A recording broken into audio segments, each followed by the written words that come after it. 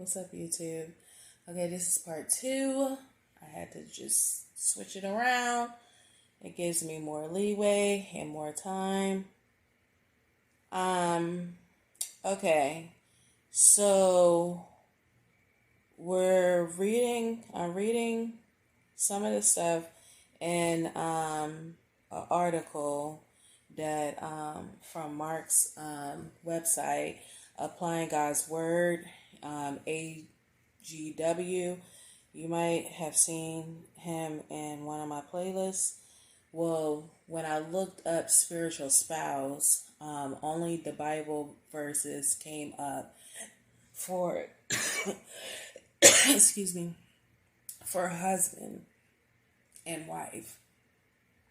Nothing to do with spiritual spouse. I mean, we know God is a spirit being. Like, God is a spirit. And God is a spirit. So we can only worship him in spirit and truth.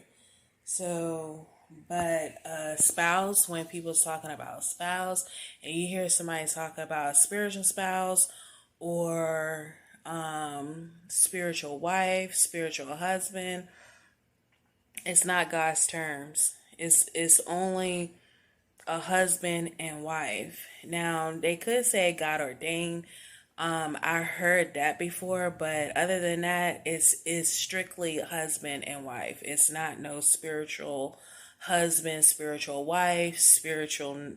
No, no. Okay. And he also searched. It says when people use the phrase spiritual spouse or spiritual husband, spiritual wife, they are talking about being married to a demon, y'all, who has made a claim on you. This demon is jealous, wants to keep you away from other good people, and they have power to control certain parts of your life. So that's why they said that you have to break soul ties. Any soul ties that you have and stuff, you have to break soul ties from past people, no matter who it is, because you don't know who it's coming from. Sometimes you don't know who it's coming from, so it's best to just get rid of all of them. You know what I'm saying? Break soul ties with every last person from the past or that you ever dealt with, especially on this journey. Like when you're on a journey with Christ, you want to do that. I mean, I did it. Like, you got to break every soul tie and stuff. And breaking soul ties doesn't mean blocking people, because you can have people unblocked and still live your life, okay? That don't have anything to do with breaking soul ties. It don't, okay? It does not. Because once you start breaking the soul tie God's way, then you will find yourself not even being interested anymore. That's just how it works, okay? And I'm not telling you that because I'm just saying that. No, it actually happened. And then it says demons can use non-believers. They can go into them and use non-Christians, non-believers. That's what he said, non-Christians. Directly influence their behavior and give them bad thoughts. And this is coming from Ephesians 2:1-3.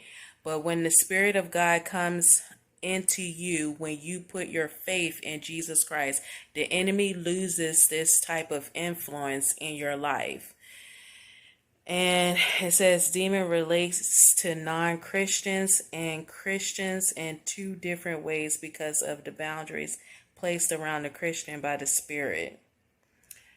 The enemy can still tempt you, but not directly in your mind or through controlling your body. The enemy must now use the world to appeal to the flesh inside of you rather than directly influencing your behavior like when you were an unbeliever.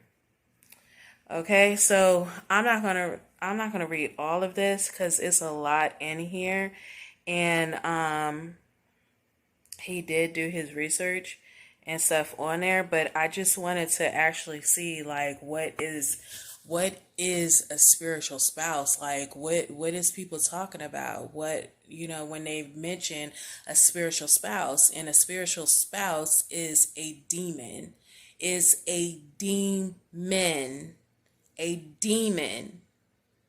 It's not of God. It's not anything associated with God. God uses husband and wife. Husband and wife. Not spiritual wife, not spiritual husband, not spiritual spouse, none of that.